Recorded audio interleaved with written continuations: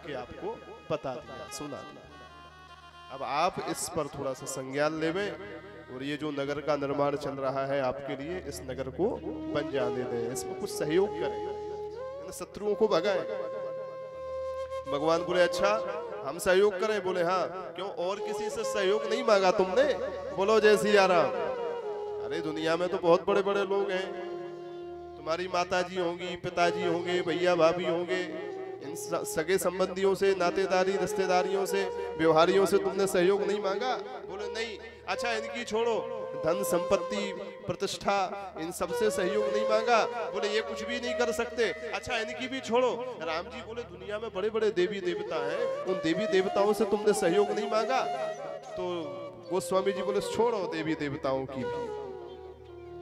सुर स्वार्थी अनीस अलायक निठुर दया चित नाही, जाऊं कहाँ को विपत्ति निवारक भवतारक जगमा। अरे सरकार, सुर स्वार्थी, संसार में सबसे पहला नाम तो सुरई का लिया। इतना स्वार्थी तो नर भी नहीं होता, माने आदमी भी नहीं होता, जितने स्वार्थी तो देवता होते हैं।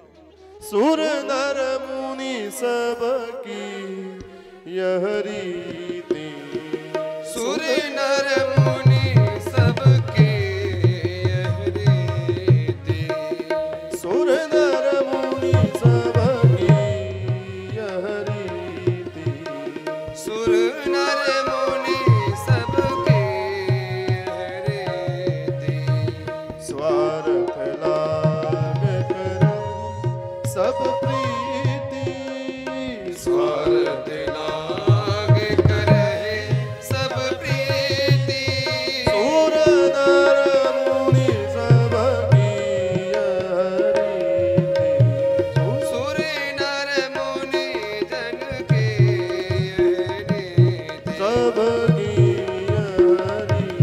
सबके रीति। सरकार, आदमियों की तो छोड़ दो, सबसे पहले स्वार्थी लोगों में तो नाम देवताओं का ही है। सुर नर मुनि सबकी यह रीति, सबसे पहले तो ये देवता ही। राम जी जब सिंहासन पर बैठ गए अयोध्या में, 14 वर्ष बाद राज्याभिषेक हो गया, तो सारे लोग स्तुति गाने आए, और जब देवता उनकी स्तुति गाने आए तो गोस्वामी जी ने क्या कहा? आए देव सदा स्वार्थी, बचन कहीं जनु परमारथी। माने कुछ आदमी तो ऐसे होते हैं जो अभी 1 घंटे का स्वार्थ है, 2 घंटे बाद वो निस्वार्थ भाव से भी व्यवहार करने लगते हैं। पर ये देवता कौन है? बोले आए देव सदा, जो सदा सर्वदा स्वार्थ का ही व्यवहार करते हैं जीव के साथ। पर बोलचाल कैसी है? बचन कहीं जनु परमारथी। शाम को भागवत की कथा सुन रहे हो? कथा आपने पहले दिन सुनी होगी। परीक्षित के पास में देवता लोग अमृत का घड़ा लेके आ गए कि नहीं आ गए? तो बोलचाल कैसी थी परीक्षित जी से कि राजन तुम 7वें दिन मरने वाले हो, ये अमृत के घड़े का अमृत पी लो, तुम अमर हो जाओगे। बोलो जय सिया राम। तो लग कैसा रहा था? कितना बड़ा परोपकार परमार्थ करने आए हैं। और अंदर की बात क्या थी? बोले नंबर 1 का स्वार्थ छुपा था। परीक्षित को तो नकली अमृत पिला देते, सुखदेव जी जैसे परमहंस को स्वर्ग में ले जाकर के असली अमृत खुद पीते। पर वो तो धन्यता थी, विवेक जागा हुआ था, असली नकली अमृत की पहचान थी। इसलिए परीक्षित जी ने स्वार्थी देवताओं के स्वार्थ को हटा दिया, भगा दिया। तो गोस्वामी जी कह रहे हैं सुर स्वार्थी, ये देवता जितने भी हैं ये सब के सब नंबर 1 के स्वार्थी हैं। ये मेरा क्या कल्याण करेगा? ये खुद ही सिंहासन के संपत्ति के प्रतिष्ठा के चक्कर में फंसे रहते हैं। अनीस, अनीस माने ये देवी देवता एक तो स्वार्थी है, दूसरा जो है अनीस माने ईश्वर नहीं है, सामर्थ्यवान नहीं है। आप सामर्थ्यवान है, ईश्वर है, पर ब्रह्म है। मैं तो सामर्थ्यवान ईश्वर से ही प्रार्थना करूंगा। अलायक, ये देवता प्रार्थना करने योग्य भी नहीं है। क्यों? बोले निठुर दया चित नाही, ये नंबर 1 के निष्ठुर होते हैं, इनके हृदय में दया नाम की चीज नहीं है, इसलिए इनसे क्या प्रार्थना करूं। जाऊं कहाँ को विपत्ति निवारक, भव तारक जगमाई। हे प्रभु, इसलिए मैं आपको छोड़ करके कहां जाऊं। भगवान बोले एक बात बताओ, ये काम क्रोध आदि दुर्विकार तुमको परेशान कर रहे हैं, और तुम्हारे ये जो सहारे देने वाले लोग हैं, भजन विवेक विराग लोग, भले भले लोग, ये 4 प्रकार के लोग जो तुमको सहारा दे रहे हैं। मकान बनवाना हो और मजदूर और मिस्त्री मकान बनाने में काम करें तो सवेरे 9 बजे से लेकर के शाम के 5 बजे तक अगर वो लगे रहते हैं 6 बजे तक, तो 6 बजे बाद ही उनको क्या चाहिए? दिहाड़ी, मजदूरी। बोलो जय सिया राम। उनको मजदूरी देनी पड़ती है कि नहीं? बिना मजदूरी की कैसे करेंगे भाई? ये भले लोग, ये विवेक, ये वैराग्य, ये भजन, इनको क्या मजदूरी देते हो भाई, जो दिन भर तुम्हारा नगर बनाने में सहायता करते हैं? तो गोस्वामी जी कहते हैं इनकी मजदूरी तो एक ही है, और अगर वो मजदूरी हमने देना बंद कर दी तो काम क्रोध आदि दुर्विकार की तो छोड़ो, ये जो वैराग्य है, ये जो भजन है, ये जो विवेक है, ये भले लोग माना साधु संत है, ये सब छोड़ करके चले जाए। बोलो जय सिया राम। दिहाड़ी ना तो मजदूर आते ही जोड़ के जाएगा, पसीना निकलवा रहे हो, उतना मेहनत कर रहे हैं और मजदूरी देनी है तो दिहाड़ी तो देनी पड़ेगी। इन सब की दिहाड़ी क्या है? गोस्वामी जी कहते हैं मैं तो आनंद के साथ में बस सीताराम सीताराम सीताराम सीताराम सीताराम सीताराम सीताराम सीताराम सीताराम सीताराम, श्री राम जय राम जय जय राम, श्री राम जय राम जय जय राम, ये आपका ये जो नाम रूपी धन कमाता रहता हूँ, जपता रहता हूँ। ये नाम रूपी धन की ही दिहाड़ी मजदूरी इन सबको मिल रही है, भजन को, विवेक को, वैराग्य को और भले साधु संत लोगों को, ये इसी दिहाड़ी को लेते हैं। संसार का रुपया पैसा नहीं लेते, ये भगवान नाम का धन ही लेते हैं। और जब तक मेरे जीवन में भजन चल रहा है, जब तक भगवान नाम का जप हो रहा है, मैं जानता हूं तभी तक ये लोग मेरा सहारा बने हैं। जिस दिन मैं नाम जपना बंद कर दूंगा उसी दिन ये सब भी छोड़ के चले जाएंगे। भजन भी चला जाएगा, विवेक भी चला जाएगा, वैराग्य भी चला जाएगा, भले लोग भी चले जाएंगे। मतलब क्या है? जीवन में अगर वैराग्य चाहिए, जीवन में अगर भगवान का प्रेम चाहिए, जीवन में अगर सही गलत की पहचान, विवेक चाहिए, और जीवन में साधु संतों की कृपा चाहिए, तो आपको भगवान के नाम का आश्रय लेना पड़ेगा, भगवान नाम का जप करना पड़ेगा। नाम जपोगे तो उनको बुलाना नहीं पड़ेगा, ये अपने आप आ जाएंगे, बुलाना नहीं पड़ेगा। दिहाड़ी देते रहो, मजदूरी भरते रहो, इन सब की कृपा अपने आप मिलती रहेगी। नाम जप करते रहो।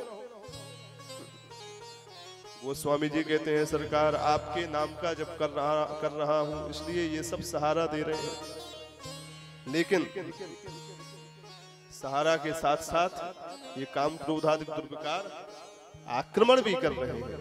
इसलिए तुलसी यद्यपि पोछ तऊ तुम्हारो और न काहू के रो। भले ही ये तुलसी पोछ माने नीच है, अधम है, पर हे सरकार अधम और नीच होने के बाद भी तऊ तुम्हारो, ये आपका है, तुम्हारा है, और मैं आपका हूं, आप मेरे हैं। इसी के भगवान बोले अच्छा मेरे हो? बोले हाँ। भगवान बोले सोच समझ के बोलना। हमारे पास तो रोज ही दंडवत करने के लिए रोज आते हैं और ये कहते हैं कि त्वमेव माता च पिता त्वमेव बंधुश्च गुरुस्त्वमेव।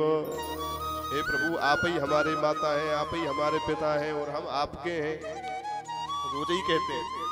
पर हम जानते हैं कि जितनी देर मंदिर में खड़े हैं उतनी देर हमारे हैं। घर जाकर के फिर वो अपनी पत्नी के, अपने बच्चों के, अपने भाई बंधु के, दुकान व्यापार के, व्यवहार के हो जाते हैं, फिर हमारे नहीं रहते। तो भगवान बोले केवल हमारे हो, या किसी साथ में किसी दूसरे और के भी हो। गोस्वामी जी बोले ना ना, तुलसी यद्यपि पोच तऊ तुम्हरो, भले ही मैं नीच हूं पर मैं आपका हूं।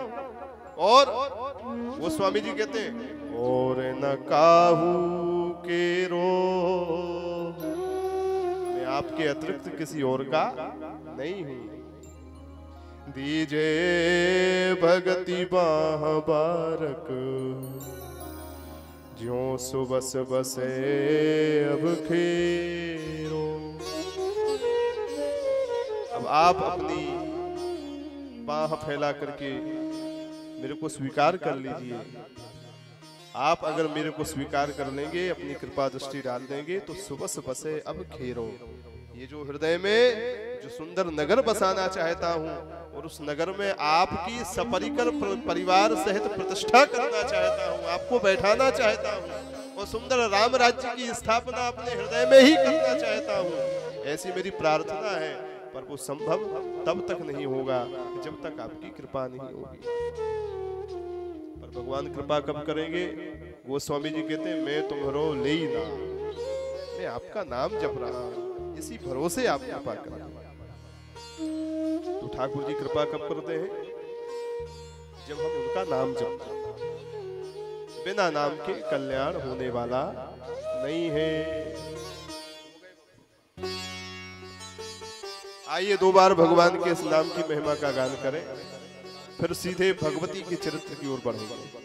अरे होए गए भव से पार लेकर नाम तेरा, होए गए भव से पार लेकर नाम तेरा, हम होए गए भव से पार लेकर नाम तेरा, होए गए भव से पार लेकर नाम तेरा, नाम तेरा हरि नाम तेरा, नाम तेरा हरि नाम तेरा, नाम तेरा हरि नाम तेरा, नाम तेरा हरि नाम तेरा, हम हो गए भव से पार लेकर नाम तेरा, अरे हो गए भव से पार लेकर नाम तेरा, हम हो गए भव से पार लेकर नाम तेरा, हो गए भव से पार लेकर नाम तेरा। दोनों हाथों से दाढ़ी सेवा करते हुए।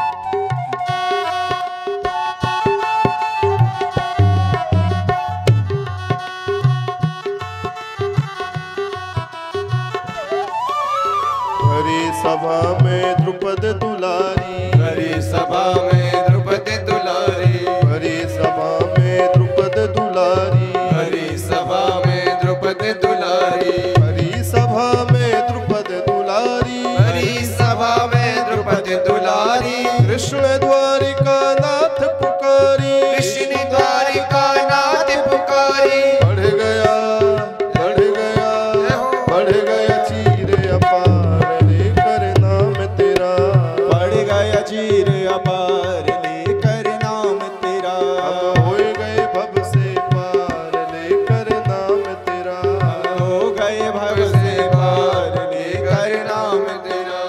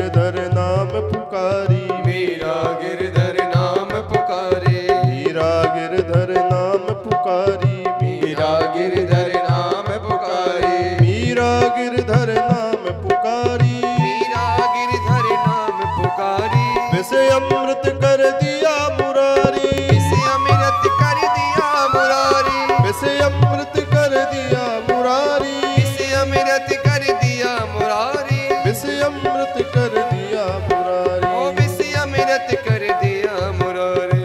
फिर क्या हुआ? हुआ तुरंत उद्धार लेकर नाम तेरा, हुआ तुरंत उद्धार लेकर नाम तेरा। हो गए भव से पार लेकर नाम तेरा, अरे हो गए भव से पार लेकर नाम तेरा। हो गए भव से पार लेकर नाम तेरा, हो गए भव से पार लेकर नाम तेरा। हो गए भव से पार लेकर नाम तेरा, अरे हो गए भव से पार लेकर नाम तेरा। हो गए भव से पार लेकर नाम तेरा, अरे हो गए भव से पार लेकर नाम तेरा। हो लेकर नाम तेरा, लेकर नाम तेरा। लेकर नाम तेरा। लेकर नाम तेरा। बोलो लक्ष्मी नारायण भगवान की, श्री दुर्गा महारानी की जय हो। हरि शरणम। श्री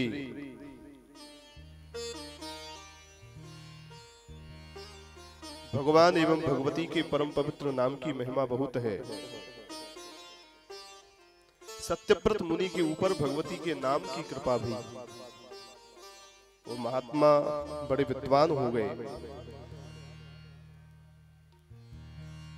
श्री व्यास जी कहते हैं जन्मेजय जी से, जन्मेजय बाद में वो मुनि इतने प्रसिद्ध हो गए कि जो लोग उनको भला बुरा कहते थे वही सब उनकी स्तुति गाने लगे। यहाँ तक कि जिन माता पिता ने उनको कटु वचन बोल करके भगा दिया था, वही माता पिता उनको वन में लेने के लिए वापस आ गए। बोलो जय सिया राम। जा पर कृपा राम की हुई, ता पर कृपा करे सब हुई। भगवती की कृपा ऐसी भई कि अपने बालक को लेने के लिए यश सुन करके हाथ जोड़ करके माता पिता ले गए, चलो चलो वापस चलो।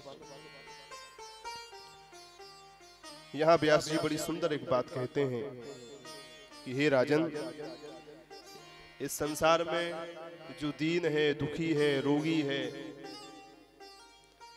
मूर्ख है, शत्रुओं से परेशान है, नीच है, अशांत है, चिंतित है, सदा कष्ट में ही रहने वाला है, अजितेंद्रिय है, अर्थात दुख के जितने भी प्रकार बन सकते हैं कि हम इस कारण से दुखी हैं, इस प्रकार से दुखी हैं। संसार में जितने भी दुख के प्रकार बन सकते हैं उन समस्त प्रकारों को ले लो। व्यास जी कहते हैं उसका सारभूत सिद्धांत यही है, ये जो व्यक्ति दुखी है निश्चित रूप से इसने पूर्व जन्म में भगवती पराम्बा जगदम्बा की आराधना नहीं करी है, इसने उनको प्रसन्न नहीं किया है, उनकी पूजा नहीं करी है, इसलिए आज ये उसी अपराध के कारण दुखी है। ये सिद्धांत। और दूसरा बोले जो भी सुखी दिखाई पड़ रहा है, मस्त दिखाई पड़ रहा है, किसी भी प्रकार से वो सुखी हो, अगर कोई सुखी दिखाई पड़ रहा है तो उसका मतलब है कि उसने पूर्व जन्म में भगवती को प्रसन्न किया है। पराम्बा भगवती की कृपा करुणा से ही वह आनंद प्राप्त कर रहा है। निश्चित रूप से यही बात है। ऐसे समझा रहे थे व्यास जी।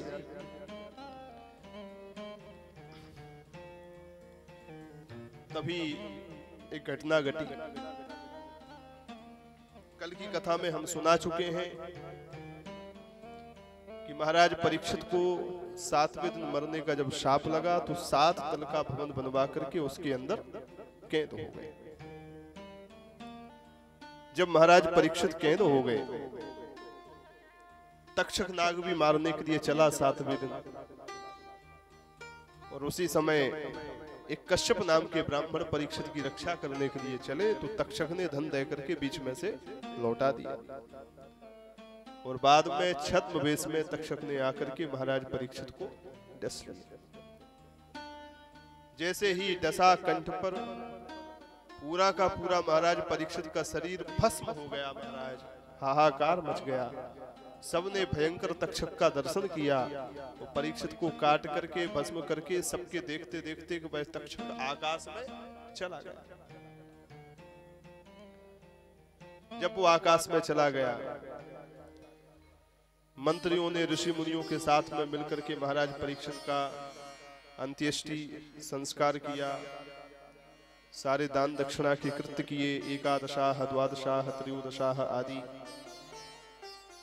छोटे से थे पुत्र जन्मेजय, उनका लालन पालन पोषण भी सब हुआ।